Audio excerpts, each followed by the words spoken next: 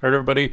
Welcome, welcome, welcome. Let me know if you can hear me, if you can see me. Today, we're going to be covering the reticular retraining protocol, a key mechanism that I've been using in my methodology with over 600 clients in the past 8 years to help them dramatically reduce and even overcome anxiety in several hundred cases.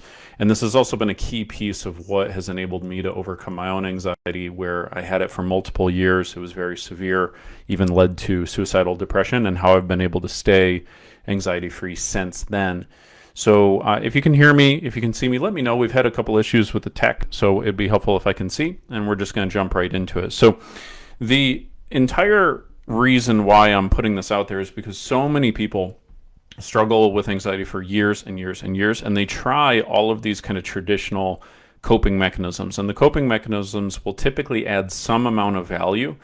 So, they'll, go to therapy, they'll talk through what they're feeling, what they're thinking on a week by week basis. It will feel good to let things off their chest. They might get one or two tools. They might try journaling. They might try meditation. They might try mindfulness. They might try DBT, where you're kind of like letting the anxiety exist, for example. There's all sorts of different, processes out there, but usually people, especially those in our community, are individuals who've had significant anxiety, and all of those sort of standard coping mechanisms only go so far, and they're really hungering for this, state of normalcy, basically. Like, they're trying to just get to a spot where their mind is not constantly working against them. And they're not looking for perfection necessarily. Nobody tends to think that they're ever going to live a life with zero negativity, or, they're never going to have a bad mood ever. They would just like it to be the case that there's more good moods than bad, right? There's more good thoughts than bad.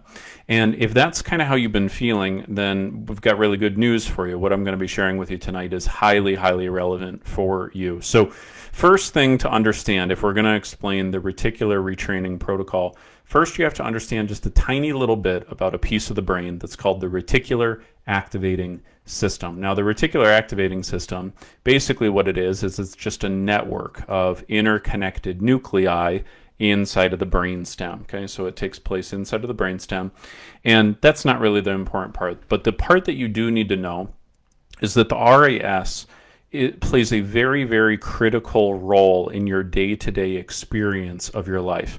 And then the way that it does this is because it is the part of your brain that regulates what you pay attention to. Okay, it does a lot of other things too. Okay, it helps with the sleep-wake cycle. It helps with just being able to stay awake, basically your overall energy. But the important part when it comes to anxiety in particular is the part with attention and sensory processing. And so what it basically does is it filters incoming sensory information, and it ensures that significant stimuli, right, is the part that's brought in, and insignificant stimuli is what is left out. Now, let's go through just a tiny little exercise to kind of give you, make that a little bit more real, make this a little bit more of an association. Those of you who've been with me for a while in my audience, you may have seen me go through this, but stick with me because there's going to be something new and something deeper here that you haven't learned yet before. But don't spoil it if you've already gone through it. Don't put it in the comments, okay? But for those of you who especially are fresh, and anybody who's been with me for a while too, just go ahead and do this anyway, because you'll get something new out of it. But what you want to do is, in the room that you're in, or wherever you're located, maybe you're driving, listening to this in your car, wherever you are, go ahead and scan your environment. Try to find every single instance you can possibly find of the color red. Okay, just go ahead and do that now, and I'll do the same. So try to kind of give like a full 360 view, looking everywhere around you, all around your surroundings, and make it your job to try to find every single piece of the color red you can possibly find, every instance you can see. Okay, and then now go ahead and close your eyes. Okay, and with your eyes closed, now try to remember what you saw that was blue. Okay, now with your eyes closed, trying to remember that's going to feel very challenging, very difficult, more than likely. You might only be able to remember maybe one or two kind of key things. But you can probably remember the red things pretty easily. If you keep your eyes closed and try to now remember what was red, there's probably several more things that kind of come to mind. Okay, and let me know in the comments if this has been your experience too. Now go ahead and open your eyes and look for the color blue. So try to find every instance you can find now of blue. Small, large, doesn't matter. Okay, just try to find every single instance you can possibly see. Give your full surroundings a really solid once over.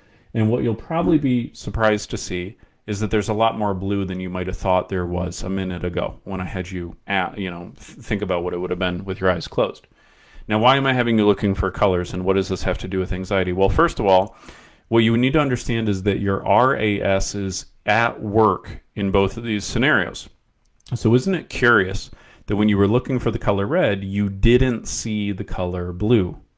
Okay, so in other words, you were scanning the exact same areas in both situations. But in the very first instance, when you're looking for the color red, blue is basically deleted from your perception. It is filtered out by the RAS. The RAS is acting on the instructions that you gave it, which is, okay, let's try to find every piece of red that we can find. And so the RAS goes to work. It systematically looks for anything red, and it deletes anything else out as irrelevant. Okay, even though it was there, your physical eyes glanced over all of the same spots, all of the same locations, right? It's just that you didn't mentally perceive it. It got filtered out by the brain. So the stimuli reached to the eyeball, it just didn't reach the brain. Okay, and that's a very important thing to remember, because this is one of the ways in which our brain distorts reality. So we tend to think that when we're looking around our room, looking for the color red, for example, we tend to think, okay, well, we're just looking around our entire room and we are perceiving and absorbing our entire room. But that's not the case. What's actually happening is your brain is giving you a highly, highly filtered, highly distorted version of your room, which is, look at all of this red. And when you had your eyes closed and I had you try to remember what was blue, it was probably very difficult. But when you then tried to remember what was red, it came to you very readily, very easily. And so in that very same way, your mind has now created a distorted perception of the surroundings around you, giving very, very specific attention and priority to certain stimuli. And so this becomes very relevant when we get into the realm of mental health. This also becomes highly relevant for basically every area of your life, and I'll explain a little bit more about that. But the two areas in particular it makes an immediate dramatic impact on is your mental health and your relationships. But here's the important thing to understand. It's not about colors, right? Some people, the colors are just a metaphor. Let me give you some real world examples. So have you ever had an experience of falling in love with somebody, right? When you're falling in love with somebody, what tends to happen is that your brain very selectively filters out anything about that person that could potentially irritate you. And instead, you're just completely zeroed in on and focused on what you adore and admire and appreciate about that person. It almost seems like they can do no wrong. In fact, you perceive them, you look at them in a totally different way than maybe their friends do or their family does or whatever, right? Like when you're in a state of being in love, it's like you're only seeing blue, right? Your mind is deleting all of the red, all of the bad stuff, okay? And now, similarly, what happens in relationships very often is exactly the opposite. So if you start letting your mind continue to look for what is bad, what you dislike, what you don't appreciate, and there's all sorts of specific examples of this. You could be looking in your relationship for what is unfair. You could be looking in your relationship for what you dislike. You could be looking in your relationship for a lack of equality, proof of a lack of equality. You could be looking in your relationship for proof that it's boring, okay, whatever it is. And when you set your mind on the hunt to look for proof of those things, the mind tends to get very good at finding, quote, proof to support that thing that you're looking for. And here's the next layer that's really interesting. So the first layer you need to understand is that your mind is consistently deleting a whole set of information that's available to you. Let me give you some other examples before we move on the deletion front. Another common example is when people feel depressed. Okay, when people feel depressed, what they tend to do is whenever they think about the future, their mind by default imagines the future going badly. Or when they think about a goal or something that they would like to accomplish, their mind by default zeroes in on the obstacles. It seems like no matter what, their mind consistently searches for and finds an obstacle. Even though other people in their life go, "What are you talking about? That's not an obstacle." Somebody else will go, "Yeah, it is. That's an obstacle right there." So if we only see obstacles, right, and we fail to train our brain to see opportunities, that's one of the surest ways for us to make sure that we are stuck. And quite literally, your brain has now gotten trained to look for obstacles by default. So that's a common one. I'll tell you another common one is searching out and looking for proof that we are flawed. Right? So a common way that somebody's RAS will get trained is they will scan themselves and look for proof that they have flaws or that they're imperfect or that they messed something up, and it will delete out all of the successes, all of the achievements, all of the things that they've done with good intention. They will tend to, another way the RAS can become trained is to hyperfixate on the examples where people rejected them or had a bad opinion about them or said something that was just unfavorable, as opposed to remembering all of the friends, all of the family, all of the people who do like them, who do enjoy them, who do have good things to say. So I'm just trying to get you associated to the fact that your brain, whether you know it or not, I guarantee you this is happening because there's just no other option. This is part of your brain. Your brain is getting trained constantly, every single day. It's just that for most people, our brain is getting trained subconsciously, as in it's getting trained to do what we don't want it to do, as opposed to us being conscious and directing what we are training our brain to do. So somebody who has got poor mental health, their RAS is usually deleting the good and focusing on and fixating on the bad as just an oversimplification. There are obviously lots of different nuanced, specific examples like the ones I just shared, but the first thing you want to get associated to is what is your brain deleting, and then what is your brain really selectively focusing on? That's the first thing to kind of understand. The second thing that you want to understand is that the RAS doesn't just delete out information. What it also does is it distorts information. So when you were looking for red, chances are what happened was you probably saw some things that were not quite red. They were maybe brown, orange, pink, okay, some sort of color adjacent to red. And your brain probably grouped it all together. In fact, look in your room again, and I'm doing the same. And as I do so, I notice that 3 or 4 of the things that I called red, each one of them is its own different color, really, when I take a second look at it, right? Like they're all sort of its own different unique color, but my brain grouped it in as red, all as one thing. Those are all red. And this becomes problematic because say we are in the habit of looking for proof that we are not good enough, that we have, that we're incapable of doing something. That would be maybe another example. What will tend to happen is we will see one tiny thing that isn't really proof that we're not good enough, but we will then distort it and we'll say, see, look, there's even more proof that I'm not good enough. Look at that thing over there, right? So this is where we get this phenomenon that occurs for a lot of people where you feel really anxious or you feel really depressed, and then your loved ones are going, what in the world are you talking about? I can't even relate to what you're saying. Like, why are you being so hard on yourself? Like, if you've ever heard those types of things, or if they say, like, why are you worrying about that? There's no reason to worry about that. The reason why there's such a disconnect between your experience of the world and somebody else's experience of the world is because your RAS is trained differently. I just was speaking with a client literally yesterday where she was going on a trip with family, and the rest of the family was excited and, ready to go. And all she could think about was how she was going to be, quote, trapped, right? She was going to be, quote, trapped in the car on the way to this trip. She was going to be trapped in the place where the event was taking place. So her mind was looking for proof and evidence of where she was going to be trapped, even though she was the one choosing to go on the trip, right? It's not like she was being kidnapped or anything. But when the mind is looking for proof that you are trapped, it supplied her with all of this proof.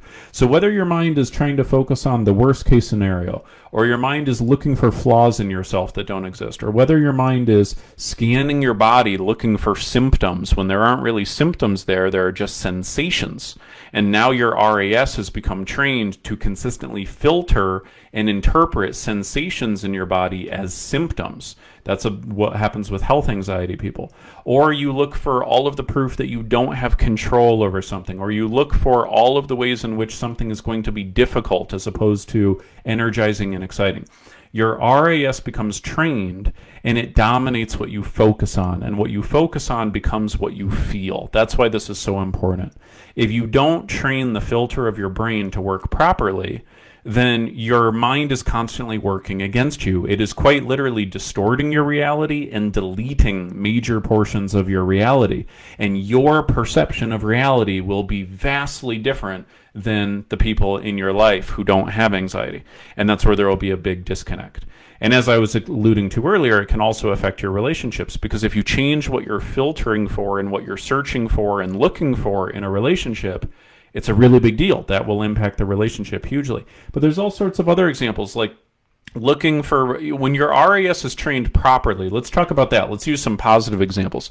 When your RAS is trained properly, and it took me about 1.5 years to do this to myself, but then your brain starts becoming like a superpower. It starts working for you as opposed to working against you. Now you're looking for what you appreciate in yourself and other people. You're looking for what you enjoy in the present moment, and your mind is able to find lots and lots and lots of things that you enjoy in the present moment. So feeling grounded and present becomes much easier. When you look for proof of how successful you already are, it creates a sense of confidence, and then you feel more inclined to build upon that success. When your RAS is trained to look for opportunities, you start to see possibilities and opportunities. You start feeling hopeful and confident as opposed to blocked and stuck. Okay, so there's just a couple kind of key examples. So it can be done, it absolutely can be done, and it can be done at any age and for any type of anxiety. It's just important to understand that if you've got major anxiety going on, your RAS is not properly trained. You just need to learn how to train it. That's why it's so, so critical. And every one of the clients I've ever had, if you ever are curious, by the way, go to our website. You can always go to ty-hicks.com/testimonies, and you can watch some of the video interviews of people that we've worked with, and you'll hear them describe what life was like before. And you'll hear them almost in disbelief about how much easier life is now. And that's the difference of getting your brain wired properly, so now it's working for you as opposed to against you. And this is another reason why coping mechanisms never work long term, or even talk therapy is very rarely super effective for people. Because when you go and you do talk therapy, what you're doing, without even realizing you're doing it, is you are continuing to retrain your RAS to look for the wrong things. Because here's what typically happens in a talk therapy session. The therapist goes, well, how was your week? And then what will happen in that session is your brain goes into its default automatic program of looking for red, whatever your version of red is. And so you go, oh my gosh, I was so freaked out. I was so nervous. I had this problem. I had this problem. My partner did this horrible thing. Da, da, da, da, da, da, da. And what you do is you recap the whole week, but you selectively focus only on the things that your brain is already trained to focus on. So now you've gotten a whole nother week's worth of not retraining, just training and ingraining that negative pattern, except now you paid for it, right? And so that's why the talk therapy thing, a lot of people hit a brick wall, because you're just consistently rehashing the same pattern. And this is why even like journaling or meditation can usually only go so far. And it can be a viable solution for a portion of the population, but for most people, it just doesn't go that far. Because again, you're not rewiring the system. You're not rewiring the filter in the brain. So until you do that, everything is going to feel so much more effortful. It's going to require so much more willpower. So you got to understand this critical part of the brain. Okay. The way I discovered this was I was hospitalized. I had a suicide attempt. It was interrupted by family. I went to the mental hospital. And when I was there, I was in my teens at the time, and I encountered a young woman And what was fascinating was leading up to that day that I met this young woman, my RAS, I didn't know it at the time, but this is what was going on. My RAS was so primed and trained to look for what I hated about my life, what I hated about myself, how I thought the future was going to be bleak, and what I was afraid of, basically constantly focusing on worst case scenarios. And then I encountered this young woman. She was a couple years older than me. And she came, basically, to keep a long story short, from a horrific environment. Her living environment was horrible, way worse than mine was. And yet she still was joyful. Okay, she did have some anxiety she was working on and some other things, but depression was not her problem by a long shot. She really felt joyful. And for the most part, she felt a sense of calm. There were a couple situations where she would feel panicky. And that's where I started to realize, okay, I've been feeling deeply depressed and horrifically anxious coming from a less severe set of circumstances. Here's this young woman who has actually got basically peace of mind most of the time. She just has a little bit of an anxiety issue here or there, even though she comes from more horrific circumstances. And when I started to ask her, I was like, well, aren't you worried about XYZ? Like, don't you hate ABC? My RAS was scanning in her story and in her set of circumstances for what was wrong and what was the issue.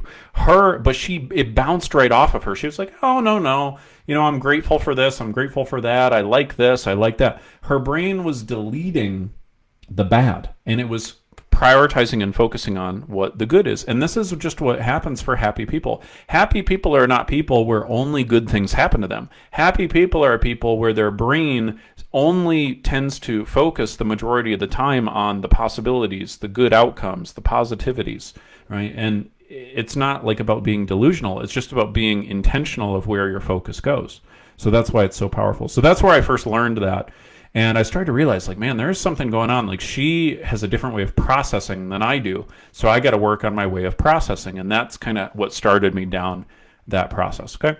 So a couple key tips as you're learning to retrain the RAS, I want you to keep in mind. Okay. One is that you want to think in terms of a spectrum, not in terms of a binary. And here's what I mean by that. Don't think in terms of, well, I have completely negative thinking.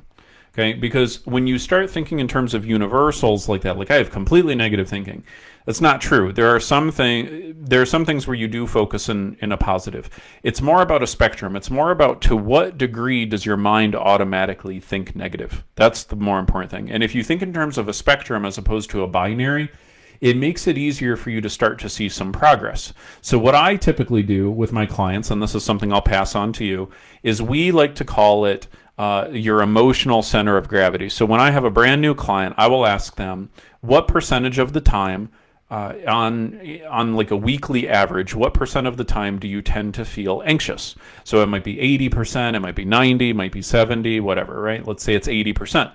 Well, it's not like they feel anxious 100% of the time. And some of you might go, oh, no. I do feel anxious 100% of the time. There is some anxiety in the back of my mind always. And I do know some of you, it's kind of like that. Like from the moment you wake up to the moment you go to sleep, it's like that. However, it's not like level 11 anxiety 100% of the time. I've only had maybe like 2 or 3 clients that has ever been the case. There will be moments where it ebbs and flows.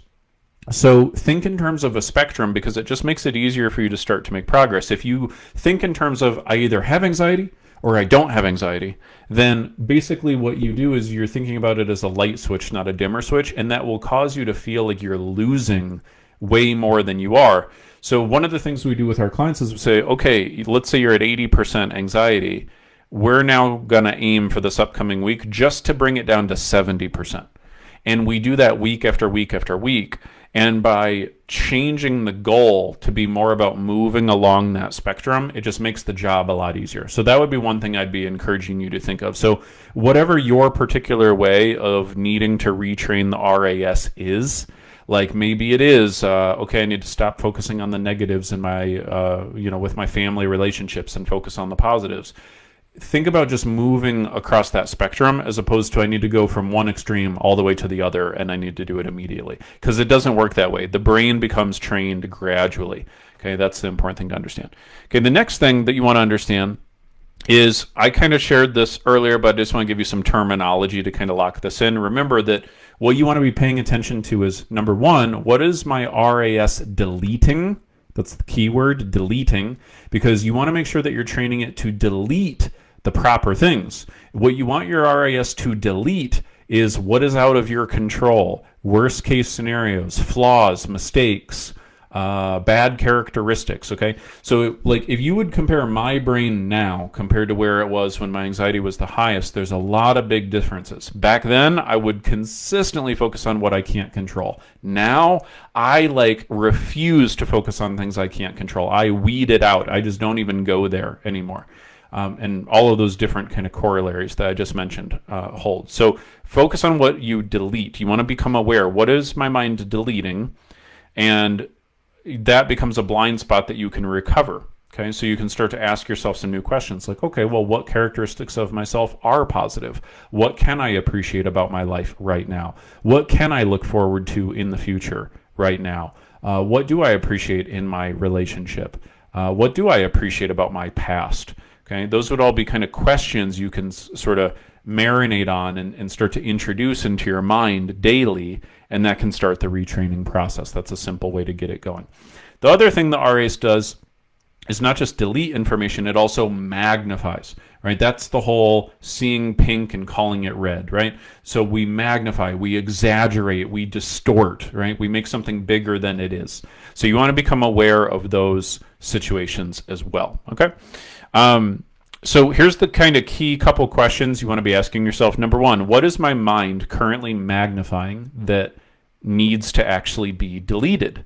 So maybe what it's magnifying is a potential worst case scenario in the future, and you replay it in your mind over and over and over again. And that actually needs to be moved to the delete folder in your brain. And what you need to replace that with is magnifying, well, how do I want the future to go? Okay, and training it to fixate on that. Maybe what your mind is magnifying is what you dislike about yourself, and those things need to be deleted. What you need to magnify instead is what you appreciate about yourself. Okay, those are a couple examples. And then the next thing that you want to ask yourself is, right on the flip side of that, what is my mind currently deleting that it needs to magnify? Okay, so those are a couple key things to understand. Now, I want you to remember this works for anybody, right? The RAS system works for any type of anxiety out there. This is a key part of how I help people with health anxiety. We've seen hundreds of people with health anxiety recover, because until you get your brain to no longer be scanning for, quote, symptoms, the health anxiety will exist. People who have what we would refer to as perfectionism anxiety, where they're constantly scanning for flaws in themselves. Until we stop that automatic scanning for flaws, the anxiety will persist. But once we retrain it, then it goes away. People-pleasing anxiety is an RAS issue too. When your mind is consistently scanning and looking for what other people don't like about you, right? Until we change that automatic pattern of scanning, then the anxiety will persist. The other common example is what we would refer to as certainty-based anxiety. This is anxiety where maybe you're having panic attacks, you're having trouble going out in public, things like that, where your mind is consistently magnifying what could potentially go wrong. And so until we get your brain to stop scanning for threats and instead start scanning for what you appreciate and enjoy in the present moment, the anxiety will persist. But once we get the RAS rewired, the anxiety melts off your shoulders really fast, okay? So those are a couple key things. Fundamentally, it comes down to training your brain on what to focus on, okay? So that's kind of the key takeaway here. Hope you guys found this valuable. If you would like more detailed information that's customized for your type of anxiety and your type of nervous system, because what I've shared with you so far now is kind of like the information that's applicable to everybody, right? The thing is, there's many different types of anxiety. There's 7 different types of anxiety. And then inside of each of those 7 different types of anxiety, there's 3 different types of nervous systems that people can potentially have. So to get more granular on what exactly to do and, what are kind of the key takeaways that you need to start implementing right now, if that's something you'd like a little bit of assistance with, I'm happy to help you out. I'm more than happy to do that. And we have a completely free offer for you guys this week. So for any of you who would like a completely free half an hour coaching session where I can help you on your RAS retraining, I'm more than happy to do that. I've done this again with over 600 plus clients, so I've seen it all hundreds of times. And within about half an hour, I'll be able to point out 2 to 3 key takeaways that you can use that are customized for you. So happy to set those sessions up. So if you would like to set one up, just go ahead and comment session below, and I'll be more than happy to assist you. I'll reach out to you via Facebook Messenger. We'll schedule something. If you're joining on the podcast or on YouTube after this live, you can just go ahead and go to mentalhealthcoaching.com and book that session. But I'll be more than happy to help you guys out. Okay? So thank you guys for tuning in. I'll chat with you guys next week. Take care. See ya. Bye.